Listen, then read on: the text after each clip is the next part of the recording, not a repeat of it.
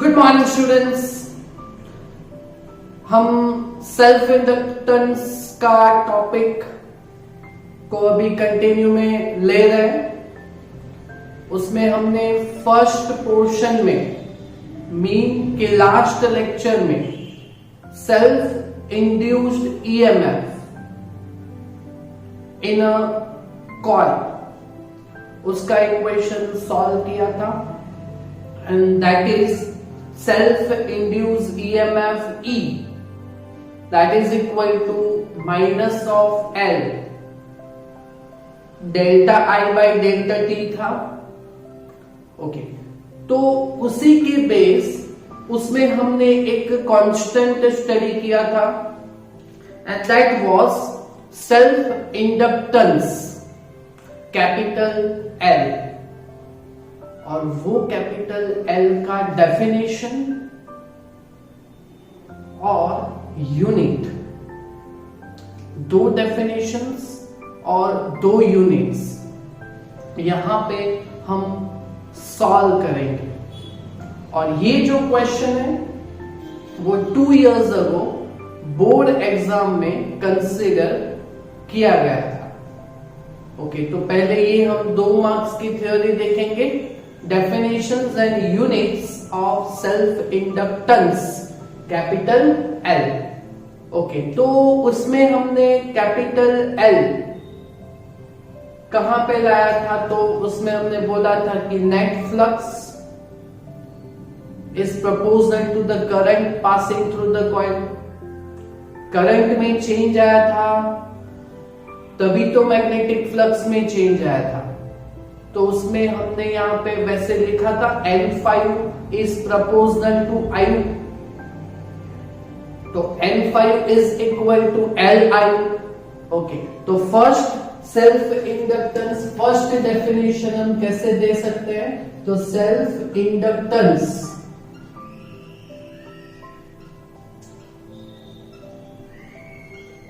N is equal,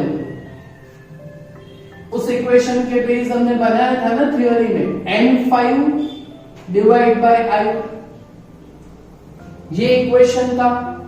okay, तो यहां पे अगर हमें डेफिनेशन बनाना हो तो क्या बना सकते हैं, तो जो भी डिवाइड में है वो पर यूनिट लेंगे।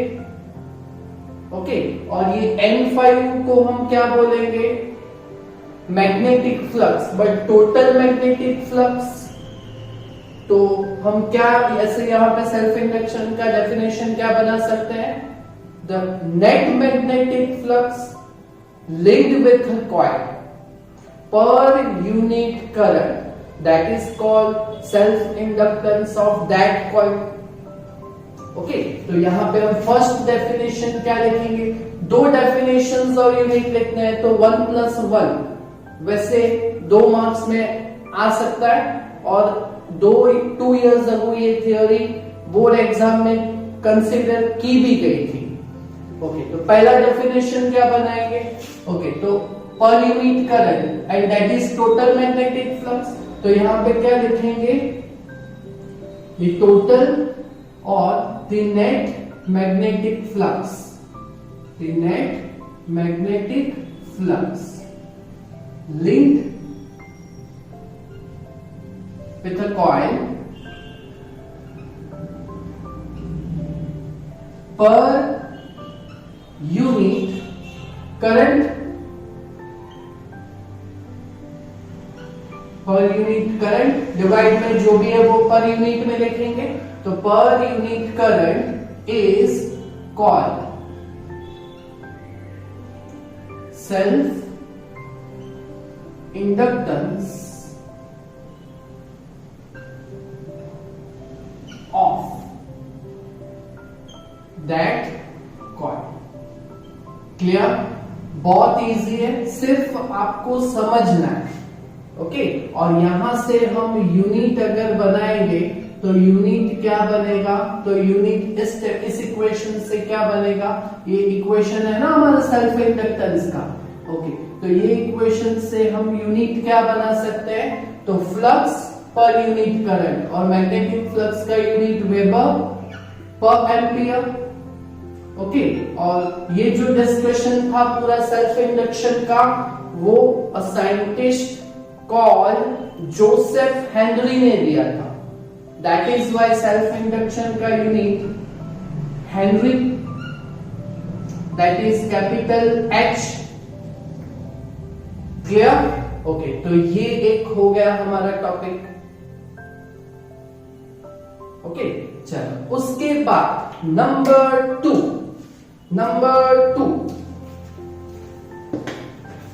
सेकेंड डेफिनेशन हम कहां से बना सकते हैं सेल्फ इंडक्टेंस कैपिटल L का।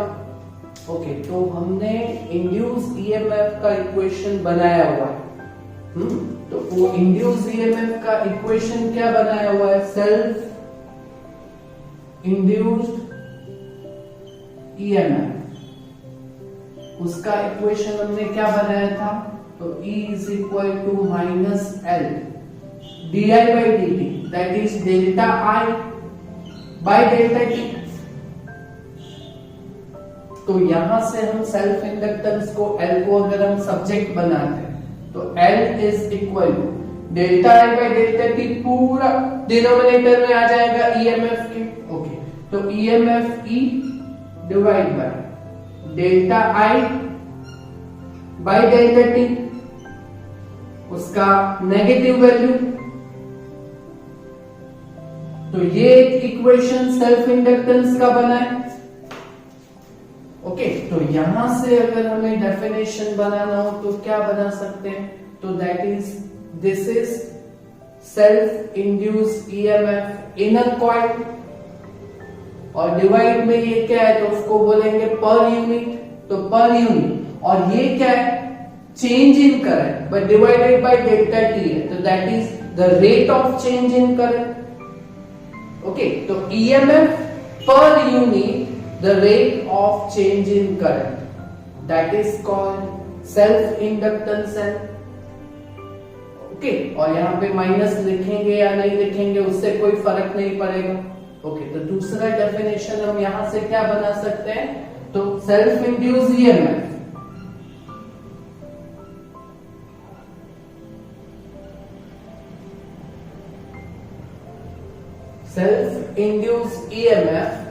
in a coil per unit, यहां पे क्या है, चेंज इन करंट है, but divided by delta T है, तो the rate of change in current होता है EMF in a coil per unit, the rate of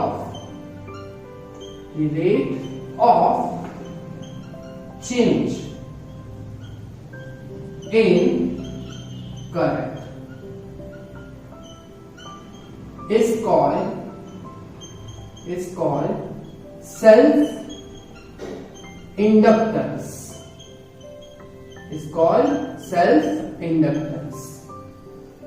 clear? Okay, तो यहां से अगर हमें इसका यूनिट बनाना हो, ओके, तो यूनिट हम क्या बना सकते हैं, तो ओके, तो अपर यहां पे न्यूमेरिटर में क्या है, ईएमएफ, दैट इज वोल्ट पर, ये करंट है और करंट के डिवाइड में टाइम है, तो that is ampere per second.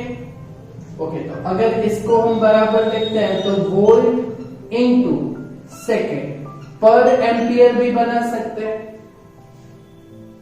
Clear? Okay, so these are the two definitions and two units of our self inductance capital L। Clear?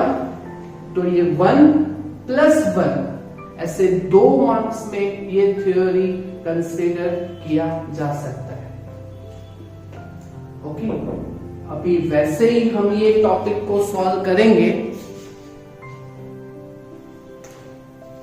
Okay, तो वैसे ही यहां पे हम थियरी को सॉल्व करेंगे कि हमें self inductance capital L for a very long solenoid के लिए ये इक्वेशन यहां पे हमें प्रूव करना है।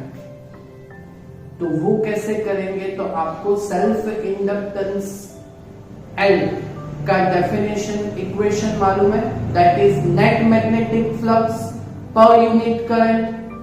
ओके, तो ये थियरी को हम उल्टा यहां से डिराइव करेंगे। ओके, तो पहले नीचे से आते हैं, समझ में यही आएगा आपको। ओके, तो पहले हम क्या करेंगे, तो पहले self inductance of long solenoid L that is equal to N5 divide by I,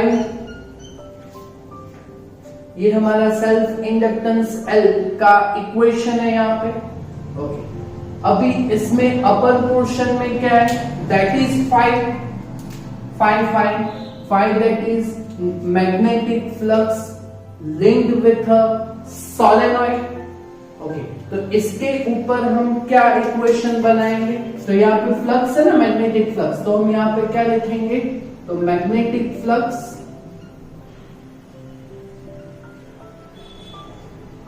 linked with solenoid.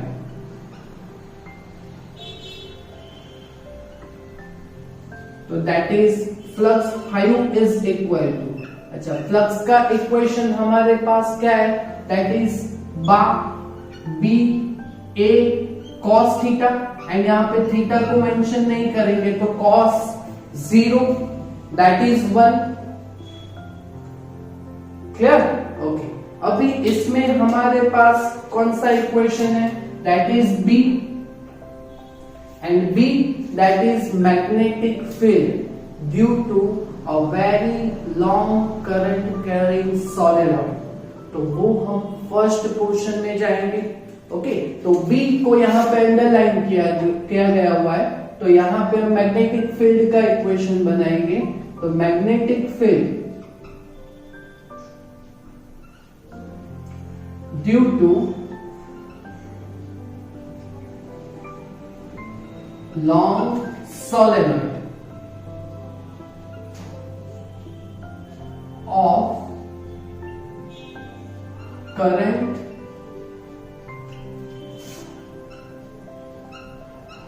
carrying I is given by, अच्छा magnetic field due to long solenoid, इसका इक्वेशन हमारे पास क्या है, तो magnetic field B that is equal to, हमने chapter number 4 में divide किया हुआ है, that is mu 0 small n, where small n that is numbers of turns per unit length। okay, where यहाँ पे small n that is numbers of turns, that is capital N divide by small n length। okay, तो यहाँ पे magnetic field B का equation क्या बनेगा, that is mu 0 ni divide by small n। Okay, इस equation को हम यहाँ पे नीचे रखेंगे। ओके, तो magnetic flux 5 is equal to mu 0 ni divide by L into A, और cos 0 दैट इज 1। क्लियर? और ये जो मैग्नेटिक फ्लक्स है वो यहाँ पे हम रखेंगे, तो हमारा इक्वेशन क्या आएगा, that is n divide by I वैसे ही, और यहाँ पे magnetic flux mu 0 NiA divide by small l। Okay, तो यहां से कैंसल क्या हो रहा है, तो that is current I। Okay, तो सेल्फ इंडक्टेंस का यूनिट हमारे पास यहाँ पे क्या बनेगा, तो L is equal to mu 0 n square A divide by small l, mu 0 n square A divide by small l। Okay, so this is the equation of self-inductance for a very long solenoid। तो ये लिख देंगे हम। Okay, so this is the formula of self inductance,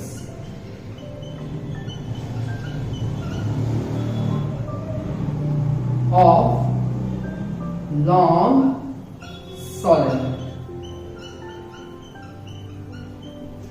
clear? कर सकोगे खुद से? पक्का, बहुत इजी है ना? और ये जो थ्योरी है वो आप थोड़ा उल्टा समझिए तो आपको ये ज्यादा समझ में आएगा। तो ये जो दोनों थ्योरीज है ये 2 मार्क्स के लिए हमारे बोर्ड एग्जाम में कंसीडर किया जा सकता है। और इसके नेक्स्ट लेक्चर में हम सबसे important theory, magnetic energy stored in a inductor, उसको हम स्टडी करेंगे। ओके, तो इतना आप खुद से ये 2 थ्योरी को कंप्लीट कीजिए। Thank you very much.